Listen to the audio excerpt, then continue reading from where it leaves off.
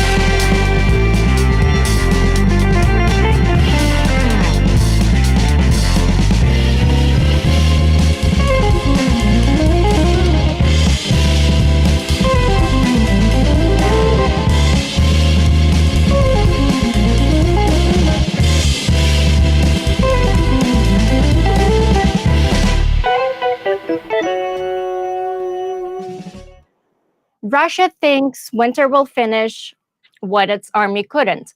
Today, we show why that bet is breaking.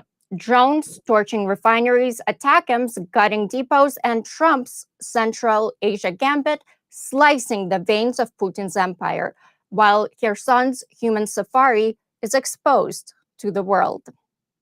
Welcome to Ukraine Update, where Russian lies get wrecked and freedom gets the last word. This week, missiles tried to turn Ukraine's grid into a graveyard as Russia tightened the noose around Pokrovsk. But the story isn't collapse, it's counterpunch. Ukraine's drones lit up TWAPs and a key pipeline near Moscow. ATACMS cracked open rear depots, and in Washington, the C5 summit pulled Central Asia out of the Kremlin's shadow.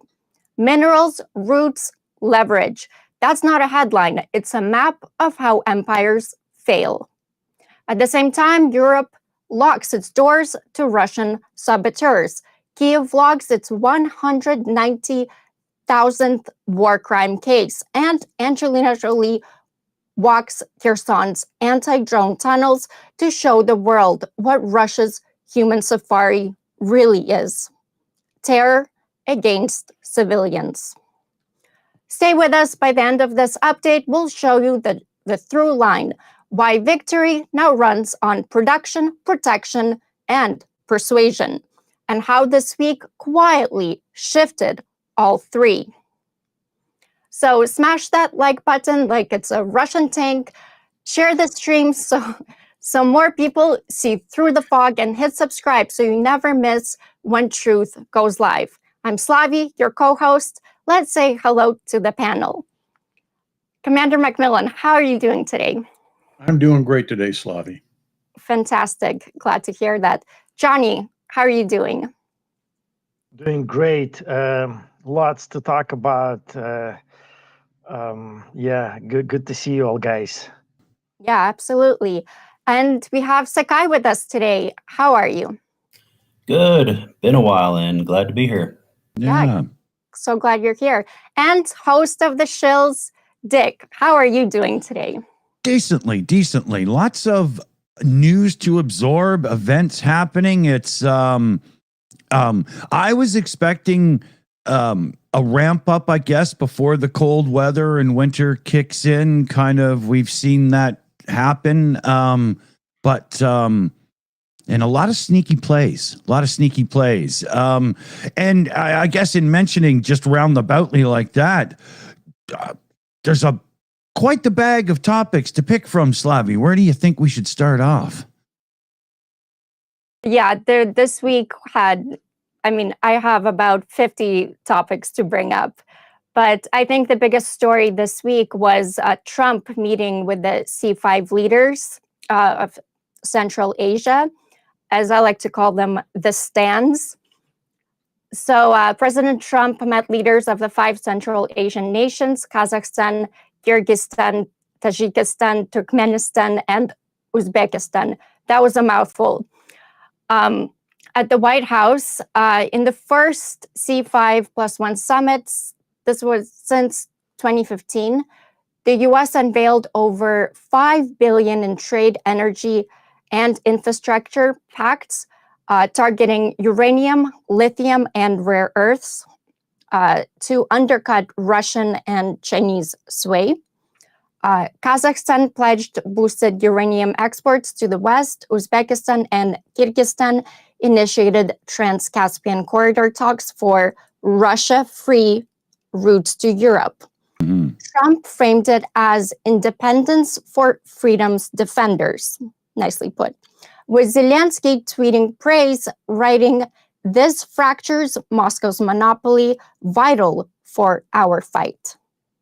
Yeah, very much so. You got to attack the cash pile, right?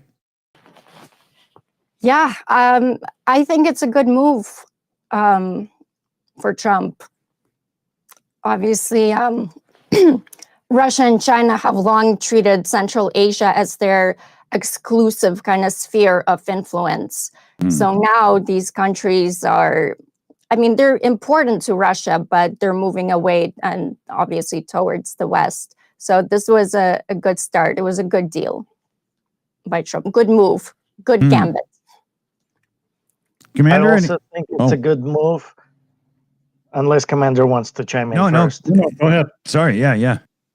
I think it's a good move. It's a great move, but we have to acknowledge the fact that United States is not a solid partner right now. We are pushing away our allies.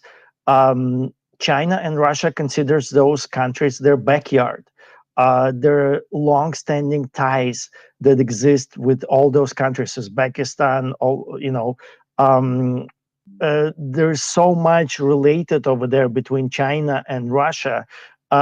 USA can get involved and they can pull those countries away. But first, we have to show that we're standing behind our allies, that we are a solid partner, that we're not going to flip-flop 20 times a day on our most sacred, like we're trying to attack Canada, for God's sake, and then you go to the backyard of Russia and China, and you're like, oh, I'm going to make you my partners. Those countries, they're looking out for their own behind, So unfortunately, I don't think Trump is going to achieve anything.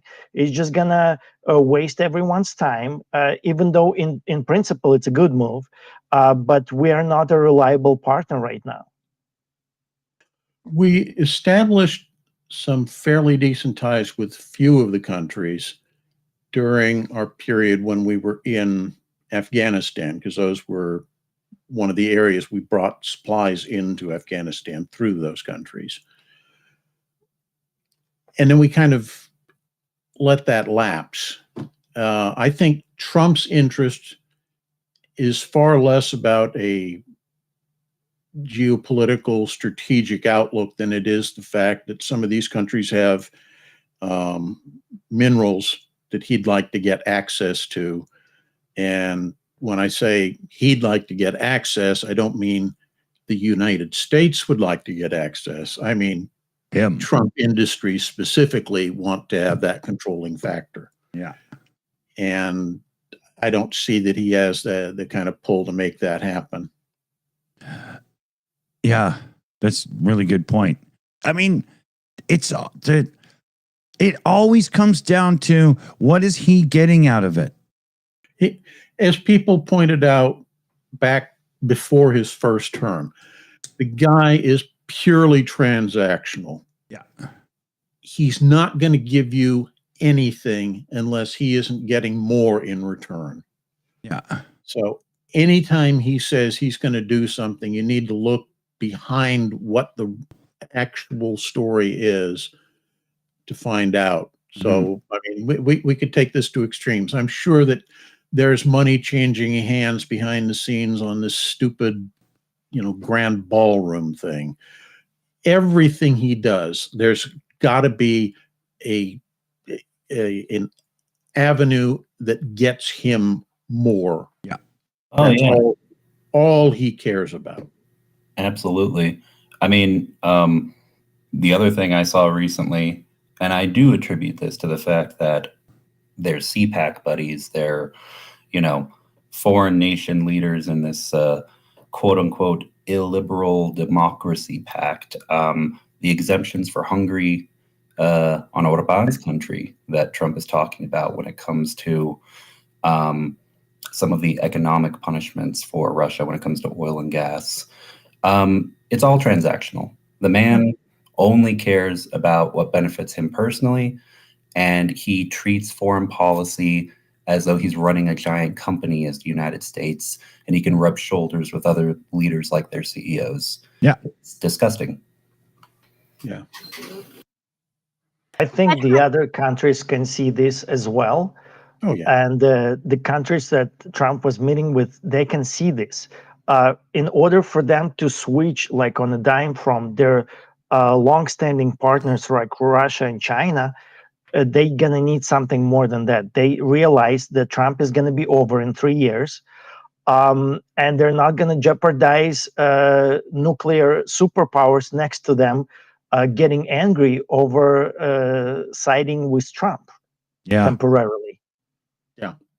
So I do have a list that I made of ways of how this helps Ukraine and in a strategic way.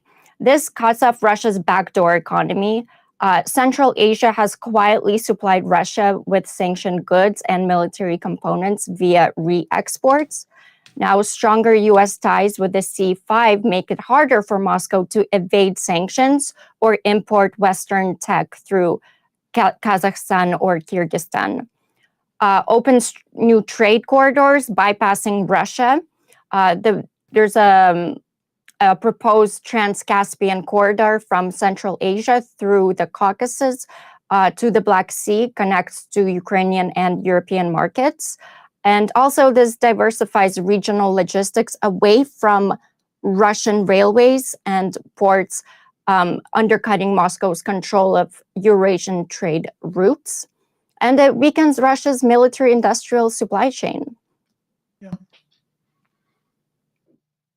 Yeah, it definitely, if pursued correctly, has a number of advantages to it. But I don't think that's what's going on here. I don't think he's looking at it from that standpoint. Do you think even though Trump has ulterior motives, he could accidentally stumble into something good here and it actually happens even though he wants his cut? What's the famous line about a stopped clock being correct twice a day? Exactly, right? Blind squirrel occasionally still finds the nut. Yeah. Every so often that dog is out at noon and the sun does shine on his ass. I love these analogies. Yeah. So, do we have any other recent updates? Any news from the front lines? Or yeah, we have a lot. Let's move on. Well, speaking of being flippy floppy, the very next day, Trump met Orban. Orban came to the White House. And yeah, that I don't know if you guys seen the video, but basically Orban, as I like to call him, Orban, he's just going on how Ukraine can't win and how, anyways, but He has to keep checking his crib notes to see what Vladimir Putin is telling him to say. All of Russian narratives, everything to the T. And then Trump asks him if Ukraine can win. And then he says, well, miracles do happen, implying Kiev's defeat is kind of inevitable without divine intervention. Orban, he needs to go. And this is happening while there are massive protests in Hungary right now against him. If there's ever been somebody who needs to be boot kicked straight out the window, it's that guy, you know? Yeah. Absolutely. But, you know, Trump wants to curry favor with him because he's part of that same, you know, cabal of despot, loser leaders. Yeah. I'm not saying that there's an Epstein connection, but there's an Epstein connection, at least psychologically speaking, of we are above the law. We can do whatever we want. Rules don't apply to us. You know, all of that goes for Trump and Orban. It's the same mentality. That's why he curries favor with him. Oh, guys, you know, not to go too far off topic, but on the topic of Orban, you know, we've all known, well, I think it's pronounced pizza, but I say fecal because I consider him a piece of fecal matter. We've all known the issues with Slovakia and, you know, Hungary, Slovakia kind of getting a little closer under current leadership. But the recent parliamentary elections in Czechia, in the Czech Republic, and the worrying trend of it shifting to the right with a conservative base that is a bit more Ukraine skeptic. I don't know if it'll go anywhere, but I've been hearing about them trying to create a new, I guess you could say, alliance within the EU to even bring Czechia in, you know, with those other two countries to try to start blocking things for Ukraine, to assist Ukraine. So, I mean, I'm really hoping we don't see this trend expand to other nations. Yeah, I agree with you. But I think you need to look at history as kind of, you know, a sine wave, cyclical, whatever you want to call it. We're not that far out from the wall having come down. And we're seeing that same kind of sine wave here of, you know, we had the big resurgence of democracy, and then we started going down, and now we're getting down into the pit where we're seeing the resurgence of authoritarian regimes. Yeah. And assuming that history continues as it has for forever, that will change, and the sine wave will start going back up again towards democracy and people, you know, having a willingness to be empathetic with their neighbors. Mm-hmm.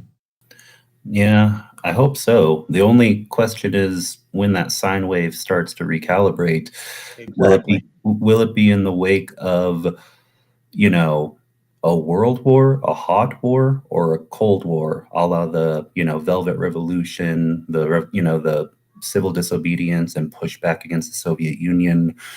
Which way the pendulum will swing is what we're currently trying to figure out. Yeah, I mean, if you look globally, we're seeing a lot of kind of revolutions in countries, specifically oriented around young people getting really pissed off with the way the system is working, where, you know, they're not being given a chance to get social, economic, and political influence in their countries. We've seen that in so many places recently. What was it? Nepal, I think, was one. I would say Madagascar. I would say you could put New York on that list a bit right now, Commander. Yeah, true. But I mean, it's more than just that. I mean, we'll talk about this in our Yeah. show tomorrow, but there's other countries that it's happening. And when you see that kind of thing, you always see real harsh pushback and crackdown by the powers that be. Nobody ever voluntarily gives up power. It has to be taken. With the guillotine. No, just Not necessarily with the guillotine. It doesn't even have to be taken forcefully, but you have to put pressure on people to give up power and wealth. And that's what we're seeing right now. Is absolutely starting to push that side of the equation back upwards. Mm. So right now, Russia is devoting a lot of resources to support people like Fico, like Orban, like anybody who is gonna try to come into power in their respective countries. So this resurgence of so-called despots, it's not an accident. It's heavily influenced by what Russia is doing right now. For example, we just talked about Fico. He was already a political kind of corpse. He already left politics, and Russia kind of revived him, kind of like Trump. Trump, he already had one term. He lost to Biden. And Russia kind of like with all the information campaigns that they dedicated to this matter, they brought Trump back. The same thing happened to Fico. Same thing is happening in every country in Europe right now. We just talked about what happened in Ukraine. I'm sorry, in Moldova. And then, so it's happening in every country. In fact, like if we see like democratic parties winning, it's against of the general trend what Russia is trying to do. It's a result of some political struggle that we all have to fight right now. Yeah, I mean, you look at this from. I'm a historian, so that's how I look at things. Look at what happens in France after the French Revolution. All of the countries in Europe with, their monarchies, the Prussians, the British, the Austrians, the Spanish, all of them attack France with everything they've got because the idea of a more equitable form of government existing threatens the existence of those autocracies. Yeah. That's kind of what we're seeing going on here. Agreed. Before we move on from this, I just want to kind of lay out of how this toad is been really causing some insane problems for Ukraine. Toad being Orban. He keeps vetoing Ukraine's EU accession over fake corruption smears. And also, just to say, it's actually Hungary that's the most corrupt country right now in the EU. And he's also, he's blocking sanctions and he's killing the 50 billion in aid packages to barter for his frozen funds, I guess. Yeah. But yeah, and then he pockets, while he steals EU money, because EU keeps giving him money, a lot of money, he pockets Russian gas bribes as well on top of that. Yeah. So yeah. That's the classic pot kettle being called black thing, him talking about corruption in any way other than how he likes it. Yeah. I mean, I'd have to go back and look at recent articles I was reading, but it's already been bad, the media landscape, journalistic integrity in Hungary for a while. But I think that he owns all the media. There's absolutely no pushback. Orban absolutely controls all the media in Hungary. There's only two I can think of that give a degree of pushback. There used to be some consumption of like Radio Free Europe in Hungarian, but I think the funding or was cut or it was officially blocked or something recently. The only ones I can think of are Club Radio, and 444.hu. And other than those two, and they only have so much influence. I mean, they get overshadowed by everything else that's influenced by the state there. Yeah, they got a pretty iron grip for the most part. I'm really rooting for the people. I mean, I've seen those images and the videos that are coming through Hungary. That is some crazy people power. I believe it's the largest protests ever, like with the amount of people that are all stepping out against him and essentially Russia. Mm. Yep. I should have gotten a video for you guys. It's breathtaking, these videos. It's power, people's power. Yeah. Yep.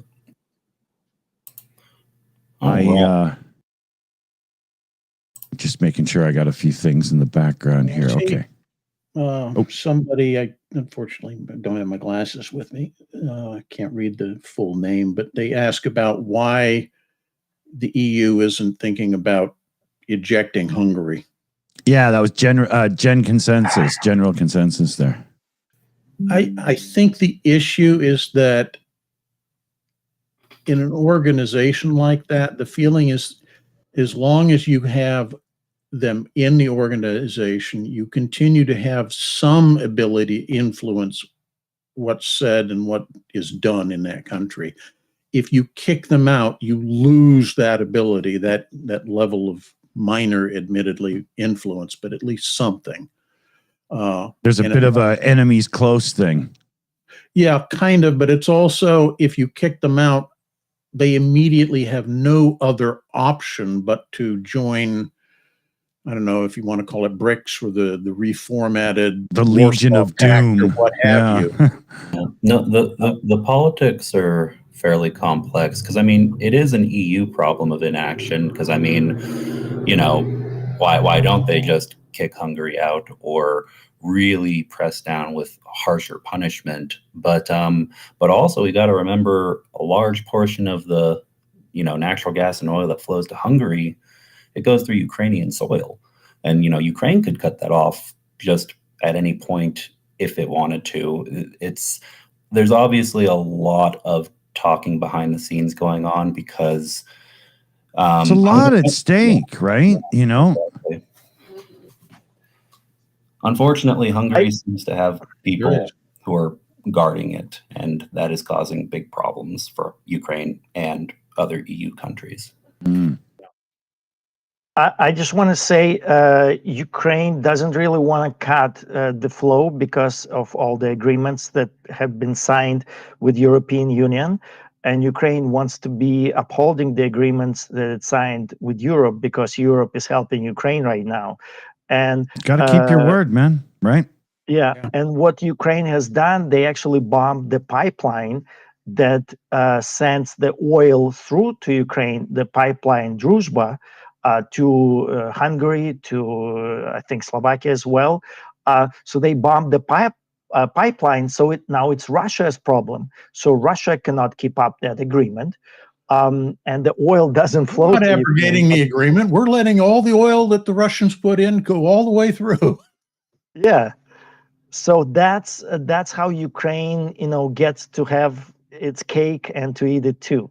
So they are upholding their part of the agreement that they signed with Europe, but at the same time, they're not letting Russia sell the oil to Hungary and other countries. Right. By the way, there was an article this morning, upsetting one, that Trump may loosen sanctions on Hungary on the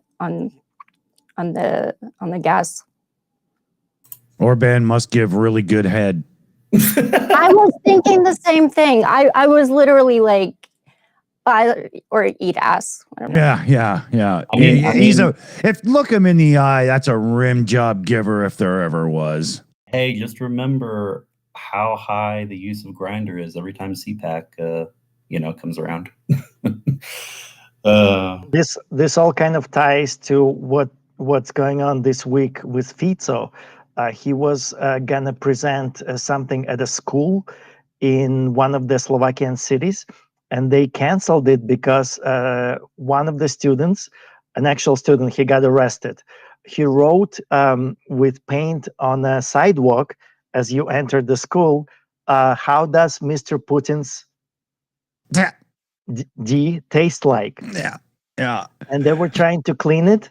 It was actually the second message. He wrote the first one. They were trying to clean the first one, and he wrote this second one. And they canceled the visit from Fico to the school. Fico said, "I'm very busy working. I have to making Slovakia great again. So that's why I have to cancel the school visit." That's funny. That's Yeah. funny. That's funny. Oh, I love those kinds of stories, man. That's I good. love people. Yeah, People, yeah. you know, and this guy got released. It's like a school child, you know, with a sense of humor and some paint. They Mm, arrested him, but bottom line is, you know, maybe there's not much criminal going on. yeah, Maybe everybody wants to know about that head yeah, that yeah. Fico and Orban and are pretty good at giving. That's funny. As much as I love talking about how skilled Orban must be at this particular activity, what other topics do we have? So I've There's been, lots. yeah, there's so much. I've been dying to do this one, and it's Angelina Jolie's courageous frontline visit to Kherson. I've been posting about this. I mean, so I'll start from beginning. So she's a UNHCR Goodwill Ambassador and humanitarian. And this was an unannounced visit to frontline city of Kherson. This is where the human safari is. This is where Russians, creatures, they hunt civilians, Ukrainians, and it's the most dangerous spot, I'd say, on the planet. But very little journalists go there. There, people, very brave ones do, but forget about politicians. Like, obviously, nobody goes there. But the fact that she showed up and did this and shined light to the world and brought attention to this is incredible. I knew she was my favorite actress for I mean, she's absolutely, and it's so brave. Agreed. Yeah. And it doesn't surprise me too much because not many people are aware, but I didn't know about this until my feed was blowing up when it happened and everyone was talking about her being in Ukraine. But even before the war in Ukraine, she's been very active for decades regarding demining efforts and recovery in Cambodia after the terrors of the Khmer Rouge. So she has a long history of not being shy about visiting places where you can get blown up. Yeah, well, she has visited Ukraine after full-scale war started, but it was kind of brief and like Lviv. I mean, this was totally unexpected to show up. Like, it's the most dangerous spot. There was a story, kind of, I guess, funny story that happened. Her security driver was Ukraine tried to, I guess, he didn't have the right documentation, so they tried to mobilize him. So then Angelina Jolie had to like get him out of like holding. So yeah, I remember seeing some articles about that, and yeah, you know, a lot of Vogue style attempts to make it dramatic, but yeah. I don't think it was dramatic. I think it was more, nobody really said anything like, oh my God. I think it's just kind of more funny. Yeah. But so the mobilization and recruitment center that stopped him, their job is to like they do mobilization, but mostly they do registration. So just because they pulled him in for questioning and registration doesn't mean that he's automatically sent to front lines. This is a standard procedure, and she just had to go in to explain what was going on.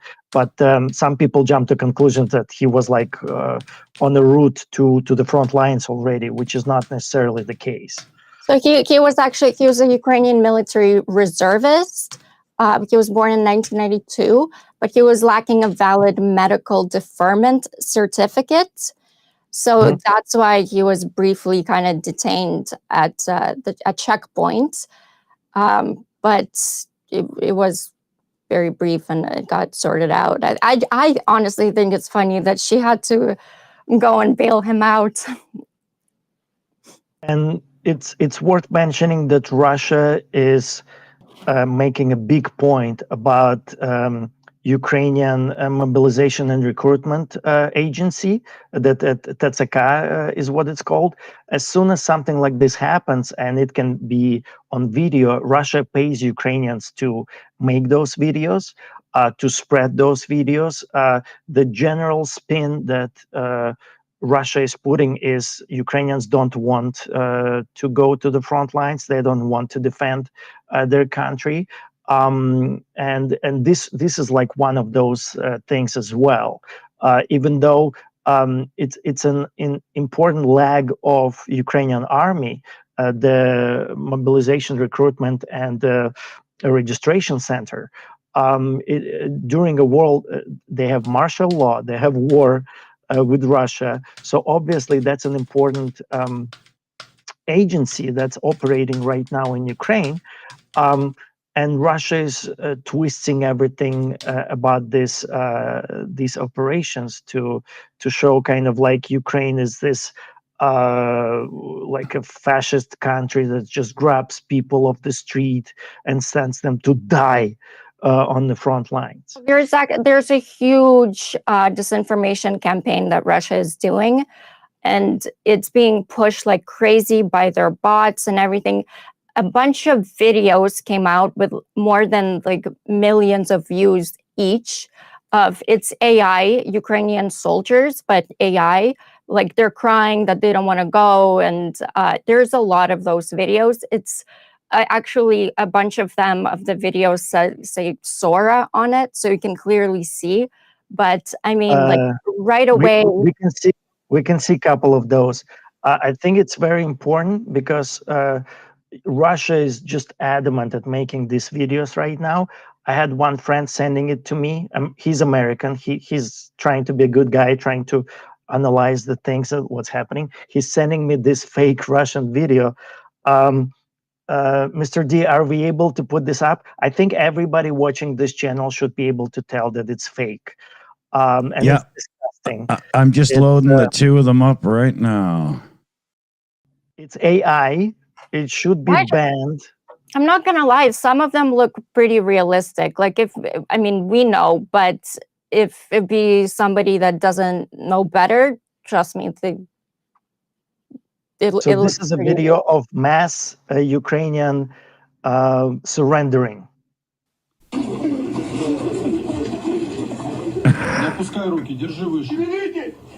I mean, Sora is right there. I just was gonna say it's got the watermark. What the hell? The thing, what's so dangerous about this, and on TikTok, this is getting a huge bot push. I mean, the algorithm is pushing it, and its bots is probably one of their more expensive campaigns. Even the Russian troll in our live chat isn't that stupid, and he's stupid. So, you know. Well, somehow it works. They're getting more sophisticated than they used to be when they'd post stuff that was literally game shots from War Thunder, and try to say, here, this is proof that, you know, half the Ukrainian army was just destroyed in an ambush. It's like, there's one more. People don't drive around battlefields with their name tag, floating over their tank.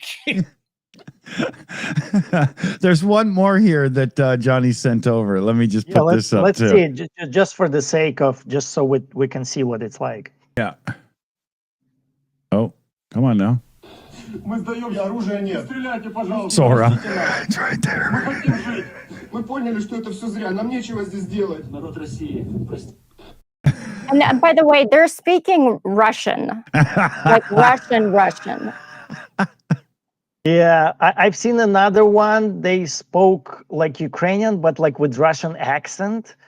And every once in a while, listen, it's AI. They can make it speak Ukrainian or French. It doesn't matter. We should just be mindful that it's all BS. Yeah. Yeah. No, I see this on Facebook, on TikTok, on Instagram, on YouTube. I mean, AI video generation.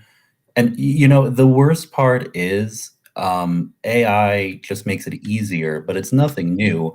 It just comes down to one simple psychological pattern. People don't fact check. They'll accept what they see with their eyes immediately as truth a lot of the time. And so, the propaganda is just, it was rampant before, but in the last 15 years, oh man, it's gotten exponentially worse. Less than that in the last 5 years. Yeah. And as deep fake technology and AI stuff gets more and more sophisticated, it's going to become increasingly difficult to be able to discern what's real and what isn't. Very much so. Right. Yeah, we're going to hit a point where video evidence will not be admissible in a lot of courts. You'll have to have video and you'll have to have a witness for it to even be accepted, is my prediction. Yeah. I mean, it was only like a year ago that when you would see an AI thing, the person would have 6 fingers and blah, blah. And it's already advanced very quickly to the point where you have to look closer now. It's not obvious anymore. Yeah, drone technology has remained stagnant since the start of the war. The more people use stuff, the more sophisticated it becomes.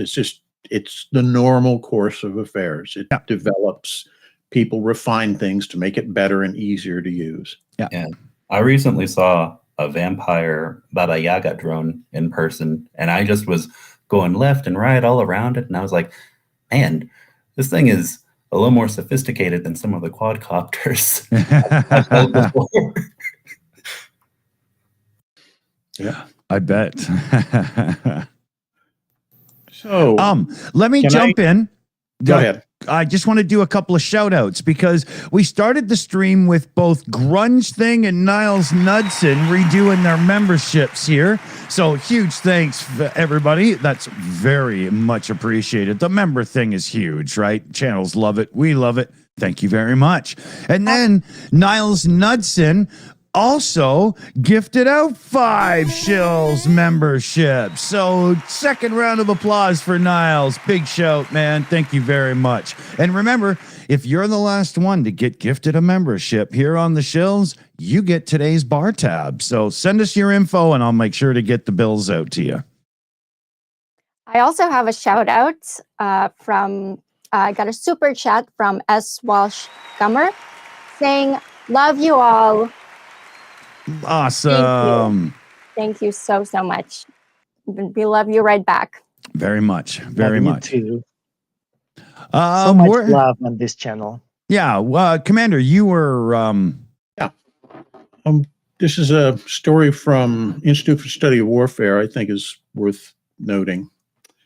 I'm not going to read the whole multi-paragraph thing, just a couple of highlights here. Layoffs at Russia's primary tank manufacturer, I'm going to botch this, so bear with me, Ural Vagonzavod, or UVZ, Perfect. Which I will continue to refer to it as. Anyway, indicate that Russia may be struggling to balance civilian and defense industrial needs as economic restrictions increasingly degrade their economic ability to produce equipment. streamlining management and administrative expenses, unquote, and has denied reports of a hiring freeze. UVZ announced on the 10th of October that it will shift some employees to 4-day work weeks starting in December, citing declining demand for civilian vehicle production. Now, read between the lines. They're already not producing civilian vehicles to begin with unless it's something supporting directly the economic sector, like trucks for hauling stuff. The fact that they're talking about reducing work hours, reducing and firing personnel, dropping by 10% or more, et cetera, from this facility, which accounts for over 75% of Russia's tank production, tells you how bad things are getting. It's also an explanation of why increasingly at the front, you're seeing fewer and fewer mechanized forces trying to make advances, and instead focusing on people on motorbikes, mopeds, and little dune buggies trying to get, through the lines, because they ain't got the capability. So this is kind of indirect proof that the economic sanctions are definitely having an impact if they have to cut back that level at the only place that really produces modern tanks for them. So I just thought that was interesting. On that note, should we talk about Pokrovsk? I think it's a pretty big topic. Yeah, unfortunately. So just to break down kind of what's happening right now, Russian forces infiltrated Pokrovsk suburbs like Alexandrovka and Gnatovka, encircling Ukrainian defenses after 21 months of siege, per ISW maps. Ukrainian counterstrikes in Dobrobylia slowed advances but cost 1,300 daily lives, orc lives. Zelensky rejected Russian media access to expose the crisis. Yeah, this is this year's Bakhmut. Yeah. Yeah. I also have a comment by Madyar, which he's a commander of Ukraine's drone forces. He said, "We lost 27 of our own. In return, we destroyed 24,895 Russian troops and 950,000 targets. That's 2 entire army corps. Wow. For every one of ours, 1,000 of theirs." End quote. Wow. Yeah. So I think that's a slightly exaggerated statement, but not hugely so. Yeah, anytime when Ukraine have to face up to the reality, Ukraine is losing troops. They're losing ground because they are losing troops. The Russians are simply more willing to kill off effectively an entire generation in order to gain, a couple of feet, a couple of meters to meet Putin's demands for some victory to hang on the walls it's not outside the an Kremlin. exaggeration to describe the Russian army like orcs or an army of conscripted peasantry. Or you spend a week in Tuva in the Russian Federation, you will realize that they're banking on the fact that lives are expendable and people are just conditioned after centuries to go through the worst bullshit. Whereas Ukraine actually values the lives of their soldiers. Very much. Also, a lot of times when Ukraine is putting out these figures, I actually tend to think that Ukrainian figures are quite accurate, because it's the first response is because Ukraine is involved in the war. You want to think that, of course, they're exaggerating all these figures, but time and time again throughout this war, a lot of times these figures have been confirmed by independent analysts, in UK, in United States, and stuff like that. The city of Pokrovsk has had population of 50,000 people. It's like a very large village or a very, very small town. My town's smaller, yeah. and I know how small my town is, right? How small is your town? 30,000, and it's just like a little thing nestled in a valley. I mean, I can walk Dude, from twice one as big end as to the mine. other. I mean, I could walk this town in an hour, the long direction. Do you live in the Shire? Kind of, Canadian So- Shire. It's just, we have even more beer than they did. So I've read the report that Russians easily lost 60,000 people in Pokrovsk in the last 2 years. So, Keep in mind, I mean, I do not doubt that. drone warfare too, so that's a lot more casualties. And of course, Ukraine is killing it with their drones, or shall I say, killing the creatures with the drones. Mr. D went to count the heads in his town.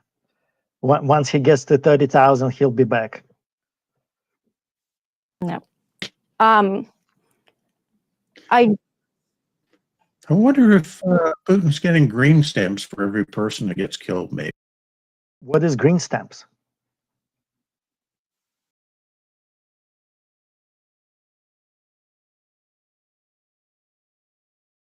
In stamp books, and then you could trade them in to get product. Back It's in kind of the, like a buyer's incentive program, if you will. so back in the Soviet days when they tried to turn other things into money and learned that didn't work very well. Yeah. I do want to mention why Pokrovsk is why Russia does want it, because it's a railway. It's strategically important, and because all of their military stuff is now all kind of based on these railways. So that's why Russia wants it, but Ukraine will just blow it up, most likely, if not already. yeah. But it's Yeah. for their Russian logistics and. Isn't it also like one of the last remaining towns of any significant size in Donetsk Oblast that isn't firmly under Russian control at this point? I don't know, possibly. I know that Russia has not Hello? captured any. Oh, Russia- he's got a Can you guys hear me? Commander. Reflip in if you're not hearing Johnny. Reflip in. Yeah, refresh. Yeah, here he goes. Okay, go ahead there, Johnny. So Russia had not captured any kind of significant in any town since Avdiivka. That was like 2 years ago, which they at that time they proclaimed, Ukraine is falling. That's it. Avdiivka is not a big town either. But since then, they were not able to do anything. Right now, they need something to boost the morale on the front lines. Of course, they're going to spin it. It does look like Pokrovsk is probably going to fall because that's a Ukrainian strategy. They trade a little bit of land for time.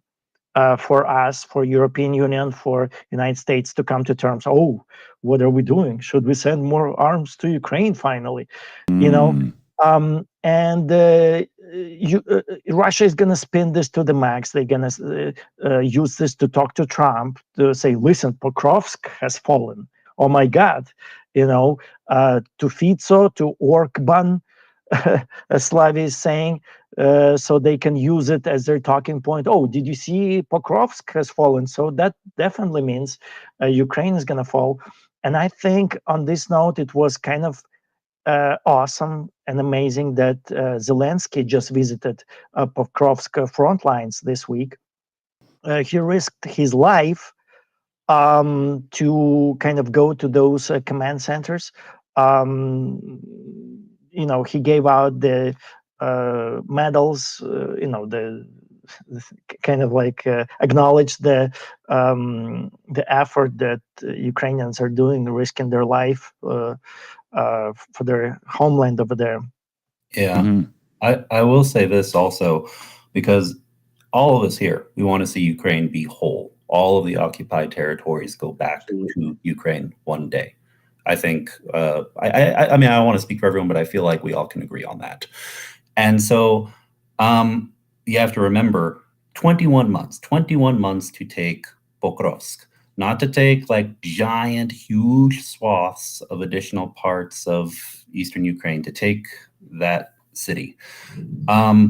The trade-off in Ukraine saving the lives of soldiers who tomorrow will be veterans and they will be the parents and grandparents to another generation, those lives are important. That is human capital. That is important because the way Russia is blowing through their people, the ratio of death on both sides, it's going to have a catastrophic effect on Russian society, its economy, its structure at its core eventually. And if Ukraine remains stable, Ukraine has a stronger chance at restoring those territories in the future, is my belief. By the way, there are more Norks as well.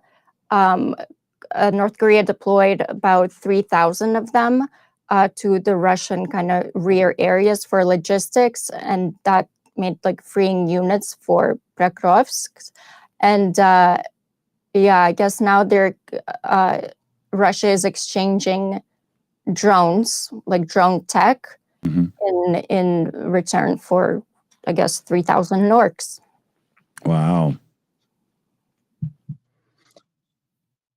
There are also a notable number of friendly fire incidents occurring between Russian and North Korean units. Apparently, the language difference is creating some really big headaches. I am not surprised. Mr. Russian will yell out, "What's the password?" And the North Korean will return fire, figuring that, obviously you don't speak Korean, therefore you must be Ukrainian.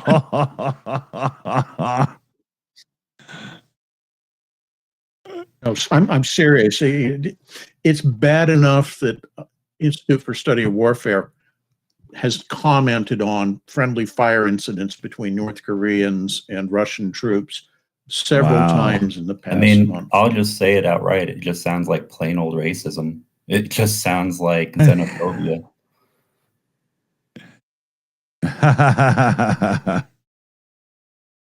Yeah. No, they thrive in America right now, but True. Let's see. Where do you want to go next then, Slavy? We do have questions. We can go to questions. Good idea. Good idea. What are we like? Just coming up on an hour in, so your timing is impeccable. Thank you. We have a question from Broadcast Cat saying, Orban is asking Trump to help him win the next election. Is this sign Trump is the only person to rely on supporting him? Yeah, Orban doesn't have friends. Of course, Trump is the only one.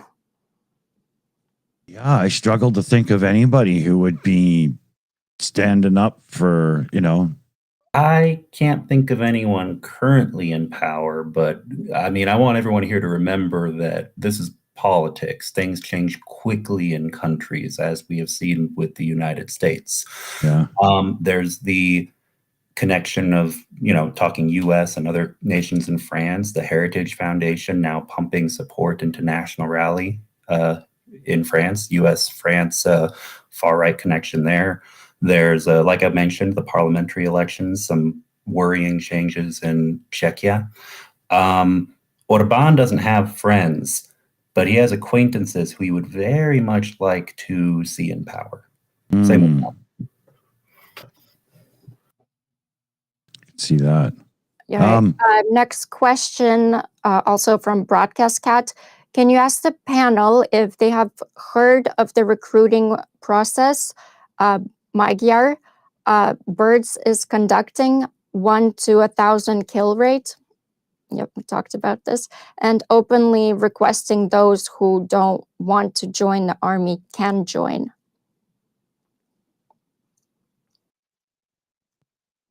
I'm not sure I understand the question, but Those well, who it's don't more like want to a join the question. army can join. I feel like I kind of need to have it visually up on the screen to process it. Could you repeat it one more time, Slavi? Like Yeah, red lines. it's not me. It's Yeah, I so got to you. write the questions, I guess. If you okay, so can you ask the panel if they have heard of the recruiting process Magyar Birds is conducting 1 to 1,000 kill rate and openly requesting those who don't want to join the army can join? I've heard of. Oh, go ahead. Oh, I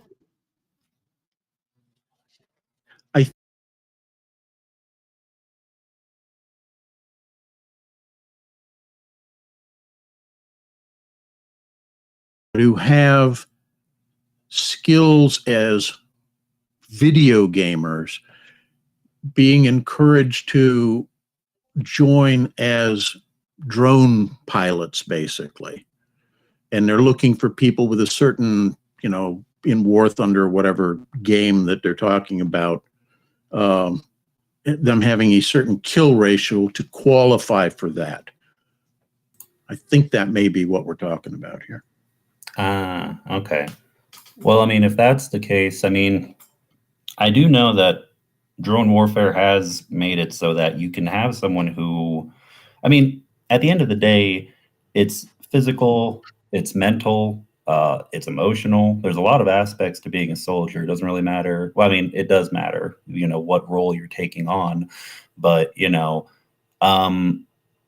it's not just having a kill ratio. You need to have, in my opinion, a proper psychological evaluation. Someone still has to go through the steps, to show that they have the mettle to be a soldier. But I mean, it is true. We do see a lot more people from more unconventional backgrounds coming in, especially from the tech sector, with the rise of drone warfare. Yeah.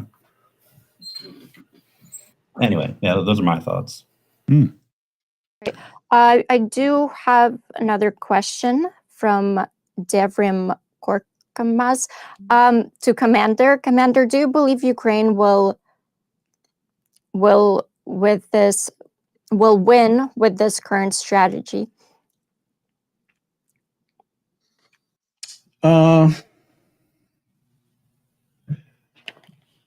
That's a tough question to answer. The question of what the strategy is, and I'm not exactly sure what you're referring to, but I think you're talking about the strategy of basically trading time and space for Russian lives, hoping to grind the attrition to a point where it's non-sustainable for the Russians. If that's what you're referring to, I think it's a strategy that can work, assuming that international will to continue providing support to Ukraine and Ukrainian will to continue to resist over a long stretch of time is maintained. If either of those two elements falters, then that puts that strategy at risk. Does that make sense? Indeed. I agree. The only thing I would add is, I think you said it perfectly. Just what do you define as a win condition? What do you define as winning? Yeah. I mean, that's the big difference. If you're talking about will it work to get back all the territories, completely push out Russia, a full absolute military victory, no. But can it create the conditions for Ukraine to one day be whole and have the territories again? I believe it can. But, that goes into a lot of what ifs and trying to predict the future. So, yeah, I guess it depends. And a lot of it is really domestic Russian politics that will decide the outcome. Good point. less than what's occurring on the battlefield. Russia has to balkanize for Ukraine to be whole. I do believe that with my heart. I totally agree. Mhm. Putin has to go away. Somebody else has to come to power that's willing to say that, look, these ethnic minorities that we've been ruling as vassal states for so long in the Russian Empire, they need to be given the opportunity to exit and live their own national existences outside of ours. Yeah. It's a huge ask, but I think it can happen if sufficient pressure. But it's not something that we're looking at having a resolution to within the next year, 2 years. It's going to drag on until basically Putin has to exit stage left before anything can really change. Yeah. I want to also mention two things on this. There's a right way and a wrong way to ask this question. Ukraine is trying to survive right now. You have to remember that Yes. the way this war started, Russia was going to conquer Ukraine in 3 days. Yeah. And it's been 4 years. According to Russian, Yeah. It's a long 3 days. according to Russia, they were trying to denazify and demilitarize Ukraine. Those were the two goals that they posted going into Ukraine. They were packing their parade uniforms because they were going to parade 3 days later on the Kiev streets. They were inside Kiev. There were tanks, Russian tanks in Kiev. This was repelled. About 50% of the territory that Russia originally captured was liberated. The war changed its flow several times. What the war is right now is we can see a clear path of how Ukraine is just destroying the Russian oil capacity, which is like the wallet. You cannot continue. Yeah, you cannot continue the war without that. Russia needs money. They have to pay their people who are signing the contract to fight. And as a result, we have seen recently that the payouts to the people who are signing contracts in Russia have started declining. We have seen figures up to 4 million rubles, just a sign-on bonus. The biggest one right now is 800,000, which is a big decline. They just don't have the money. They are laying off workers, like Commander said, in Ural Vagon Zavod and other. Ural Vagon Zavod, that's huge. That's like, it cannot happen. It just cannot happen for Russia. But there's others less significant that are also laying off workers. They had the lights turned off. They had the lights turned off at the one.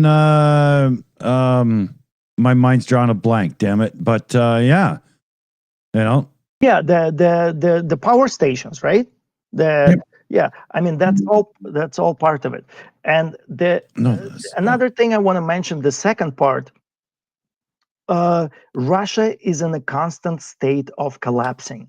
Russia needs to expand. Russia needs these wars. They're always trying to attack a small kind of country. They did bite a big enough chunk with Ukraine, but usually they try to go for something smaller to keep Russia together. It's not an accident that it's the biggest turd on the map of the world. It follows its specific strategy that it's been implementing for hundreds of years. Russia has to do this, and if they don't succeed, which they don't sometimes in history, they keep breaking up. Right before Russia attacked Ukraine in 2014, they had massive ethnic kind of breakouts within Russia, which were completely subsided when Putin attacked Crimea and successfully conquered Crimea. Yeah. There was an uprising of Russian spirit. They call it the Russian Spring or something like that at that time. And all of the ethnic kind of quarrels within Russia were being quieted for the time being.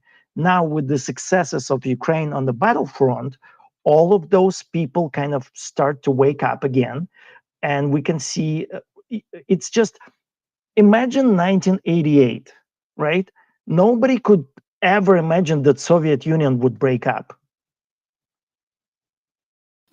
Would that be fair? Or at least 1985? Yeah. Would anybody No, say like in 5 or 6 years Soviet Union would break up? That's go yeah. ahead.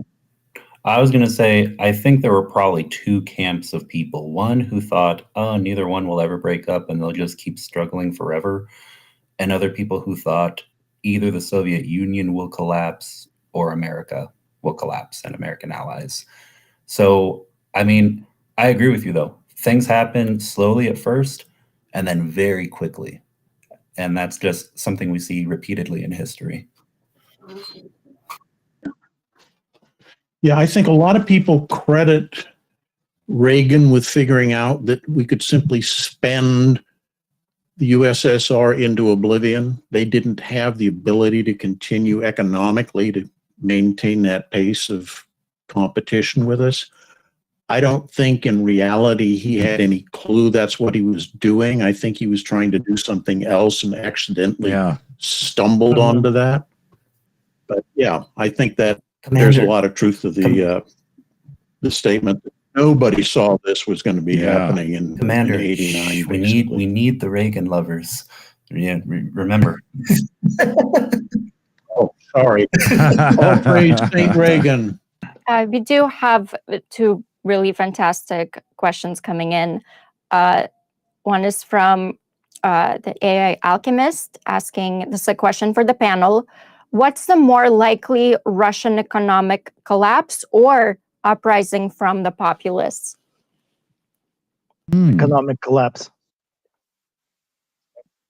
Yeah, that you will not get a Russian popular uprising. Listen to Commander. If there's an uprising, it'll effectively be if a there's coup. an uprising, it would be because the economic situation is so dire that either criminal elements or members of the armed forces not deployed in Ukraine domestically in the Russian Federation out of desperation set up their own little warlord system, basically. I don't know. Russians adapt to dirt very easily. Yeah, exactly. It's hard to predict because it's a lot that Russian society is used to going through.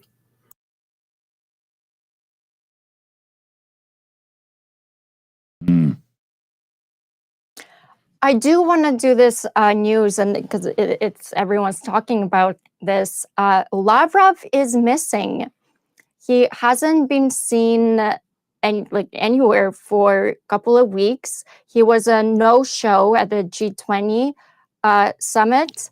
Lavrov, the sad horse, for those who are not sure, the sad horse, Putin's favorite horse. Yeah, Putin's favorite horse. This is huge because Putin's favorite horse is also Putin's pit bull in a way.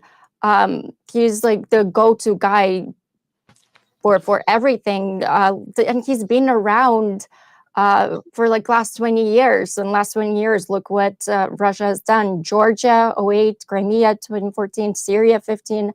So for this horse not to be around is pretty huge. It does show cracks and something big is happening. I really hope he doesn't show up, but he also might show up and like nothing is, the facade is back on. But right now, the facade is cracking, and this could be a sign of, a collapse, I think. I hope there's some facade cracking underneath some very, very tall building in Russia. It's also worth noting that the age of the current cabal of rulers in Russia is pretty up there, you know.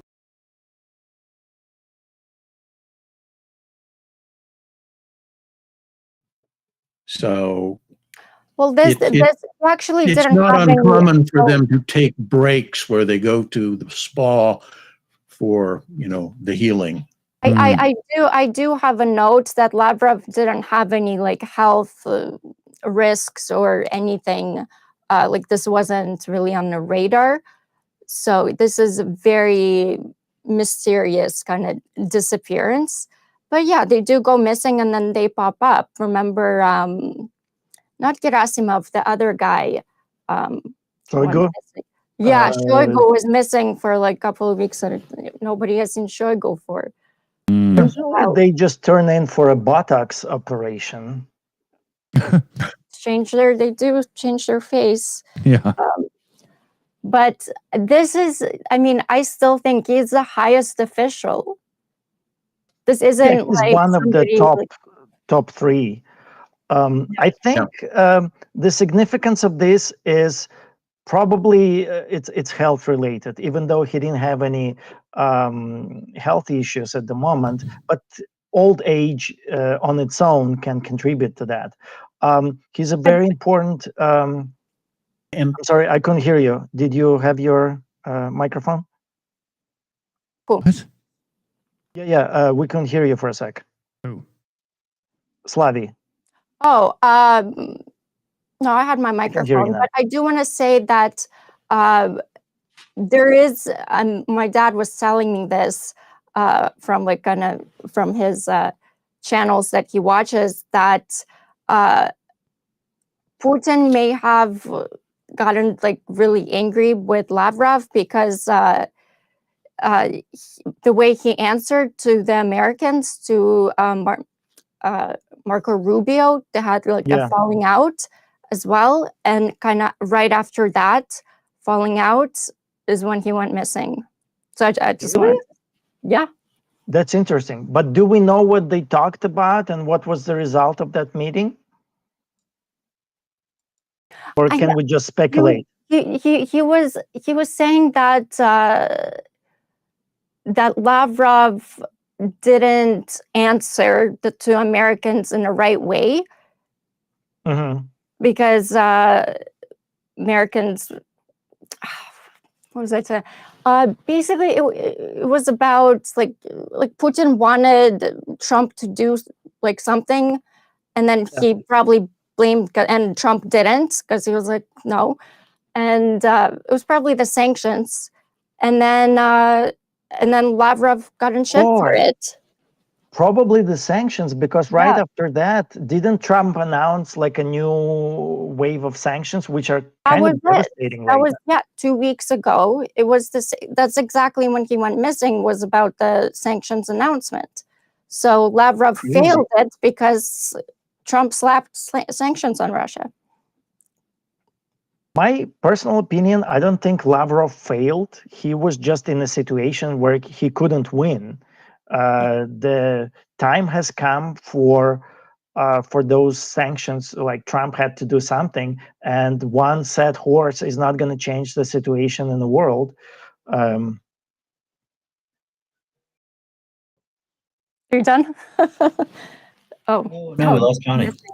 the thing that gets me is that Trump is still desperate to leave some sort of thing showing that he was a great fixture of this era, of this epoch in time. You know, we've already seen that with the Grand Ballroom, and he wants to put this stupid arch up and parades and all this crap. Well, one of the things we know, and he's on record as saying, is he really thinks he deserves a Nobel Peace Prize. I think he realizes that all of these imaginary wars that he's put an end to aren't going to cut it. He needs to do something real. What's more real than putting an end to the current Ukraine-Russian war? Oh, Mm. Commander, you might be behind. Didn't you hear? He got the new FIFA Peace award. Oh, yes, well respected. Yeah. Oh, What not a known for putz. corruption at all. Yeah. But I think seriously, that's something that's going on because his health is failing, and I think he kind of knows it because he keeps making these little aside comments about things relating to his health. I think the notion of legacy is very much on his mind, and I think that's possibly one of the reasons that he's willing to adapt this strategy of, big carrot, big stick, trying to convince the Russians to give him what he needs to get. Mm. Yeah. I don't think he really wants peace. I think honestly, he'd be Doesn't give a shit. delighted if the day after he gets his award, they go back to full bore war. But he needs that for his tiny, sesame Yeah. seed sized ego. World Citizen in the chat beat me to it, but I was going to say Trump can feel the Grim Reaper literally breathing on the back of his neck right now, it seems to me. It's the back of his hand where that permanent chunk is Yeah. for his IV. You know what that is? Oh, Have you seen the pictures of that? It's that's just incredible. And the fact that they go to such lengths to try to cover it up. I've got the whole hand thing figured out. It's that new bathroom. He keeps banging his hand off the marble that's right at the window, He's trying to make sure his hand doesn't go up into public, Have you heard the latest speculation? One of the things that people have noticed is that the decor in the hallways in the West Wing, where the Oval Office is located and such, is that the door into the Oval Office is now decorated with gold leaf embossing and a big sign that says Oval Office. Yeah. And they figure need this because the guy literally can't find his own freaking office. Yeah, Commander, I got to tell you, being an American in 2025 must be what it felt like to be a Roman citizen under Nero, or a Holy Roman Empire, maybe a Bohemian citizen. Yeah, I love this picture. Yep, under Wenceslas. The dissecting that incident when it went down. That was Kennedy does this mad dash to get out of the room to be nowhere near it. So quick. And then the guy has a teleporter built into his belt or something. You'd think he would be like calling someone, but he didn't come back to the. Oh, he fled. I mean, terror. Yeah. And Dr. Oz, I may not have a lot of respect for the guy, but at least he went and tried to help. Yeah. And then Trump standing there like, Bozo the clown on drugs. There's a hint of, I can't believe this asshole is ruining my press conference in his eyes, like he's actually pissed off at the guy. There's so much irony in all this, and this whole scene. I watched it like 20 times. Mexico's asking what happened here. So they were doing some press thing in the Oval Office, and one of the people that was there to, be present for whatever he was signing and handing out pens on, got dizzy and collapsed. It's not something that's unusual that happens because you end up standing around for long periods of time. And if you don't know enough, you may let your knees lock up and you'll end up with oxygen starvation in the brain and you collapse. Mm-hmm. It's very common. So he was a pharmaceutical guy that collapsed. Yeah. So the guy falls down and immediately everybody starts reacting to, can we help you? Except for RFK, Ronnie Gump. RFK, who literally, as I said, he like teleports out of the Oval Office faster than you can blink your eyes. Yeah. And Trump, who stands there like he's doing while everybody's trying to help this guy, looking just like, this, this is Uncle Fester with bad dementia standing there rocking back and forth on his heels because he's no clue what's going on around him. This is like the accusations that were lobbed against Reagan when he was in office, but on steroids. I mean, you can have, and I'll be honest, we also saw similar things with Joe Biden as well. But I mean, it's just, when will America not have a geriatric president again? Well, Okay.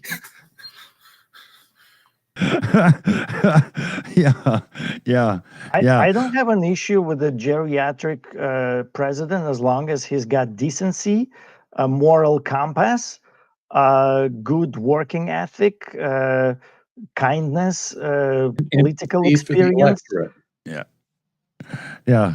They'd finally be able to do something else with the colostomy bag closet. So that'd be neat. Yeah. All right. So we've been on the topic About Trump posting, like starting the nuclear trials again in the world. Oh, yeah. That's ridiculous.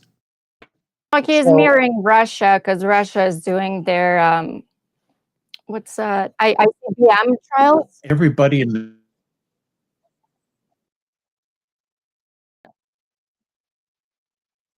Yeah. Yeah, this is huge. So without consulting anyone, Trump posted on Truth Social that he instructed the Department of War to start testing our nuclear weapons on an equal basis, as he said. None of that was true.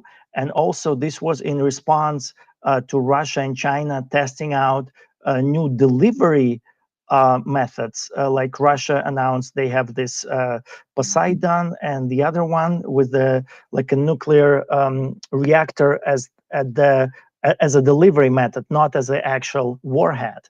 And this started basically Russia and China. They paused in awe for a couple of days, and then they came out with their own statements saying like, this is great. Basically, Russia's defense minister said, well, Putin said that they will start doing nuclear tests.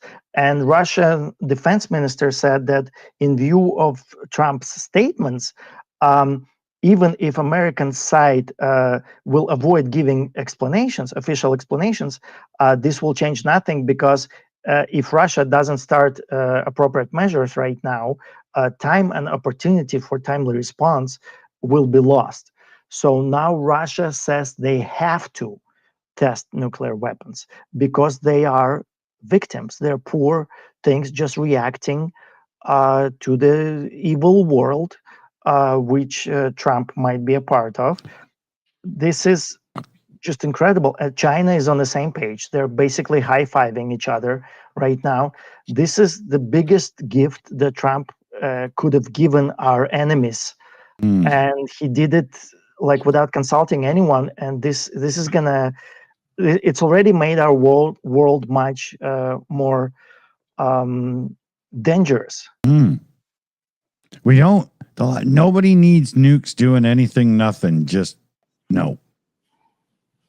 Last time Russia was testing nukes was in 1990 and United States in 1992. Can you believe that it's going to happen right now for sure? Yeah. Like Russia and China are not backing out. They're like, oh no, we cannot pass up this amazing opportunity. Yeah. Unbelievable. I can't even stomach the thought. What is this idiot thinking? Like he's just putting out stuff on Truth Social or Twitter, whatever. I think it doubles to Twitter, whatever he posts on Truth Social. He's a leader of the United States. He's not just some grandpa in his kitchen. Yeah.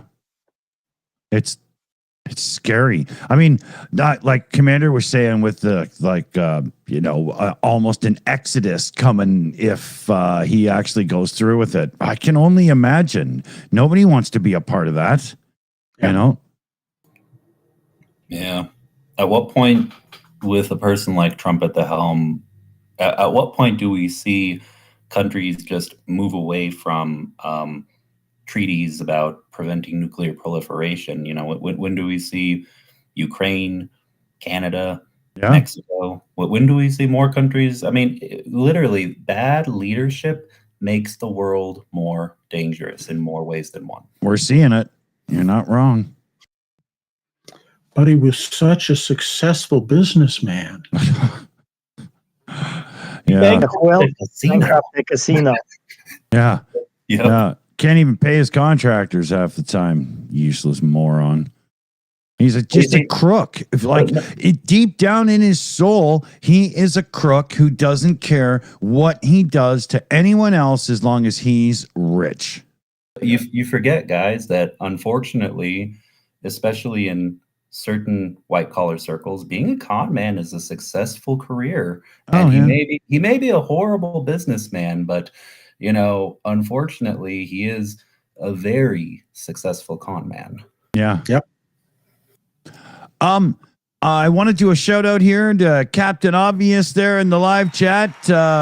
Membership renewal or join, they don't really tell me, so sometimes I'm not really sure. But huge thanks there, Captain Obvious. Welcome to the family. Glad to have you aboard. Very much indeed.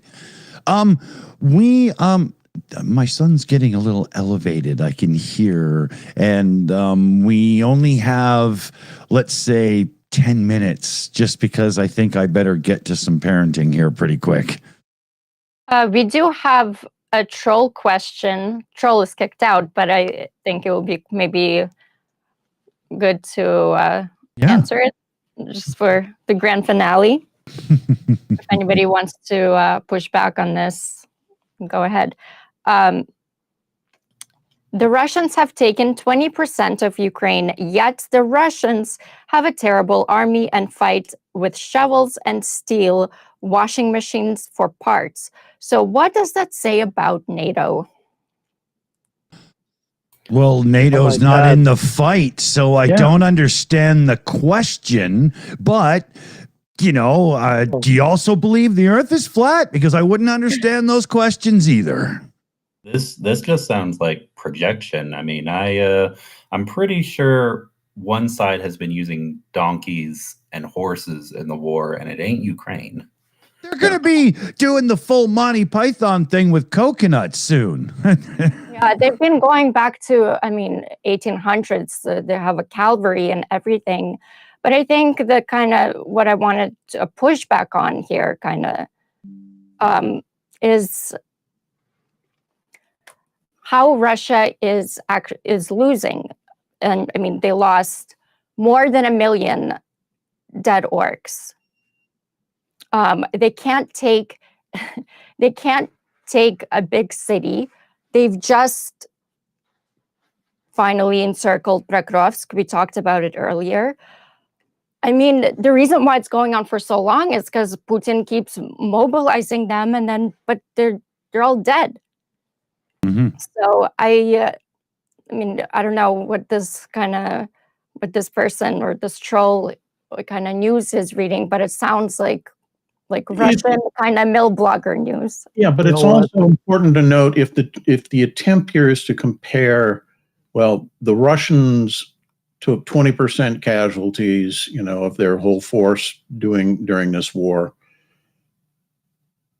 And what would happen if they were up against NATO? Well, if you're trying to say Ukraine is a NATO proxy, it really isn't, because they started the war with Russian operational and tactical doctrines, and 95% of the military equipped with former, largely out-of-date Russian equipment. Mm-hmm. And the Russians, conversely, outnumbering them hugely, threw their top-line equipment into this fight and still took these massive losses for almost no appreciable gains. Yeah, I mean, your average snail moves faster than the Russian military. Yeah. It's factually true. Yeah, and to put it in context, a lot of what is considered, you know, occupied territory that the Russians gained, they gained that prior to the war in these proxy fights that were going on in Donetsk and Luhansk, the separatist uprisings, which weren't really uprisings. Also, on the 20% of territory, when Russians' full-scale invasion happened, they had more territory than they do now. Yeah. Than they started with. Oh, yeah. In some places. If there is a couple of minutes for me to chime in, I just want to say thank you to this person. I was waiting for you. This was for you. I was like,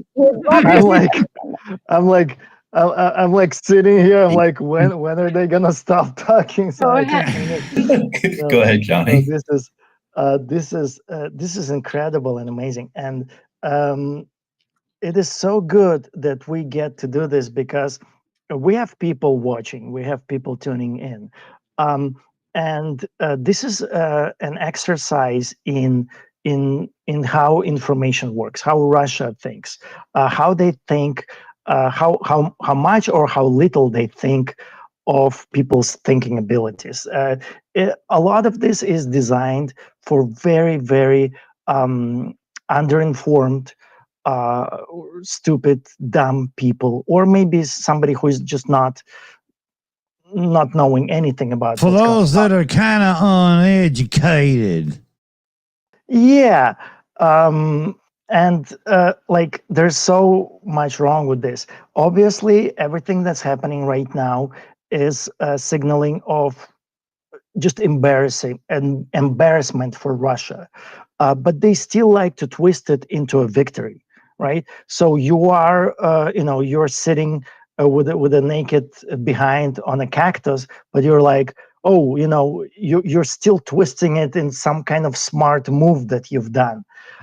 That's the nature of everything that Russia is doing, how it's putting up information, how it's twisting the actual facts of what's going on. NATO is involved in the conflict in the fact that some of the countries that are in NATO are sending some of the armaments to Ukraine. It's not NATO supporting Ukraine. It's, let's say, Germany supports Ukraine. That's not to say that NATO is in a full force is standing behind Ukraine.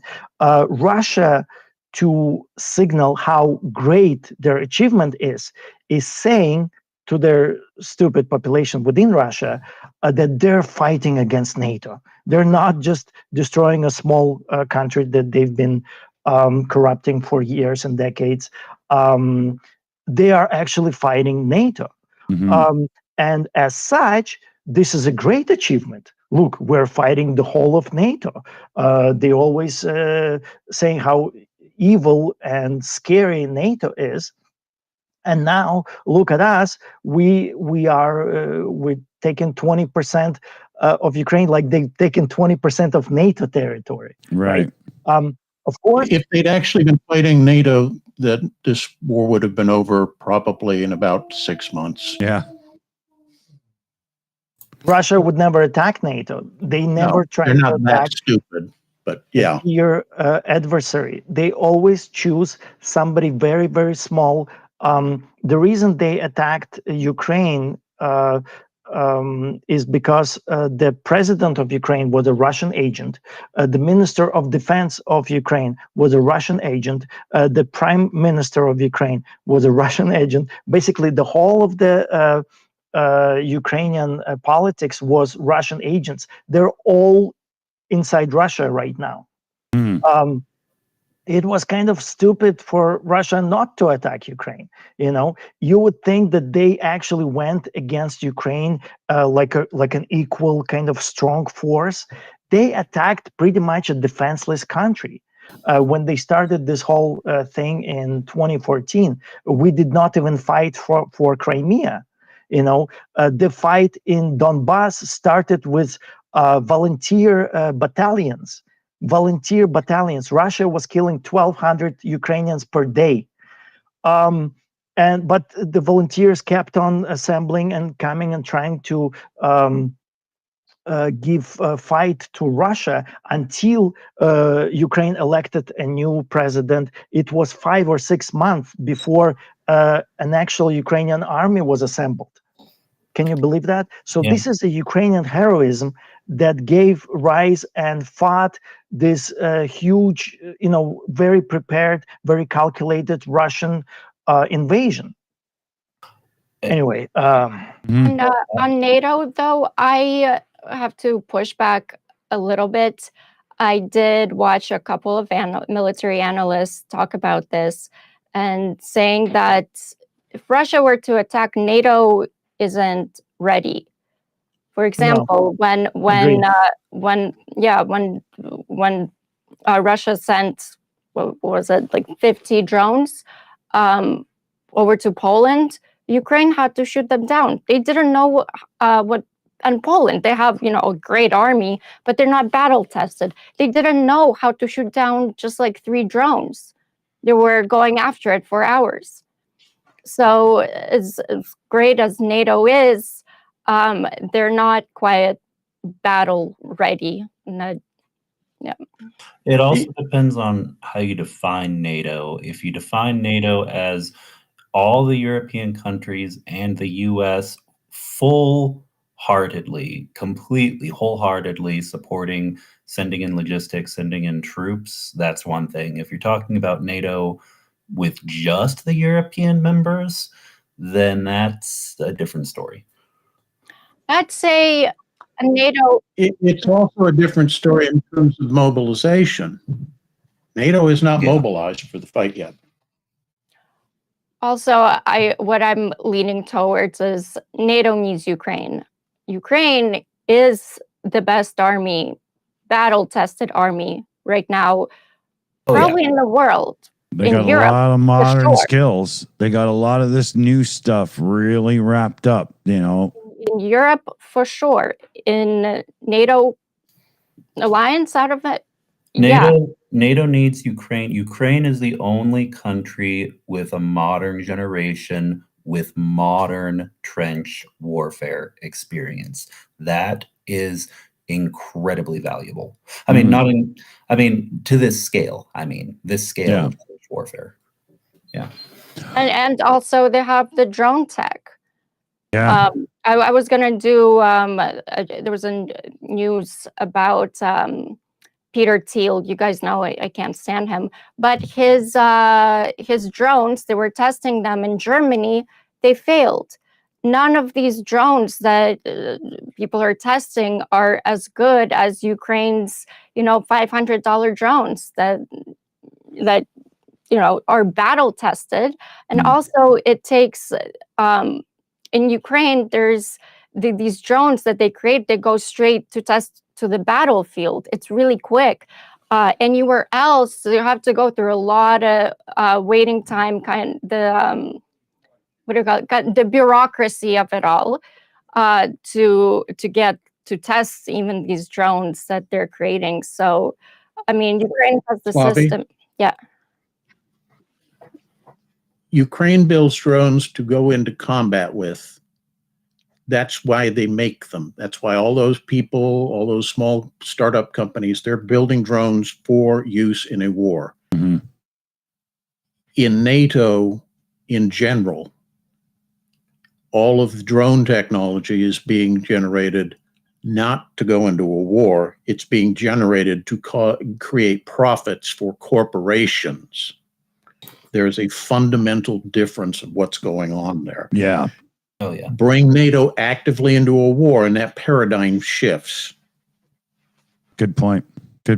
I'm going to shout out a huge thanks to our team here. We got Shayna, we got Mexi Girl, Liam Wakefield, Carpazian, the AI Alchemist. We got Chris Lundy, Janine Terblanche, Jose, and Super Chat Matt. Huge thanks to the team, because you got to have your team.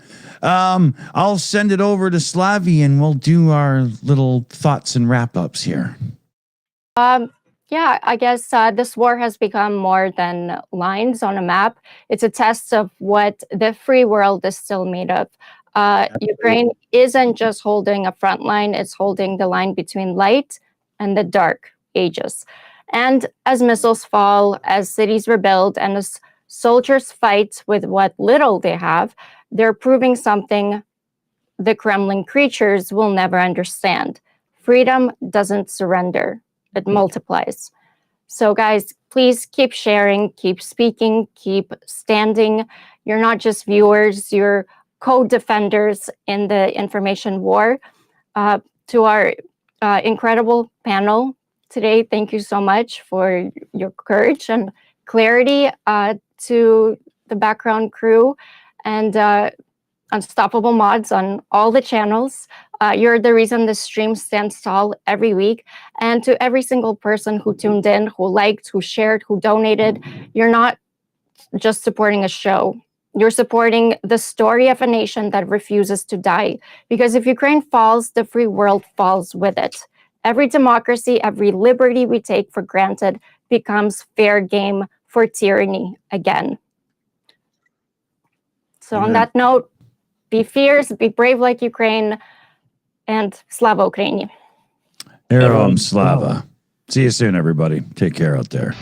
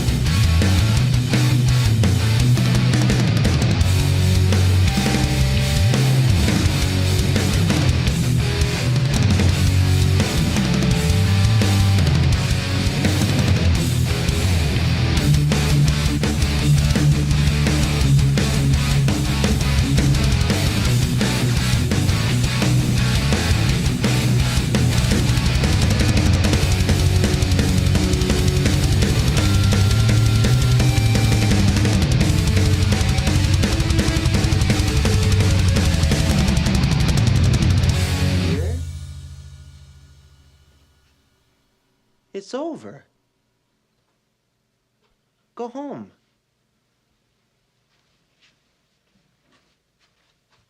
Go.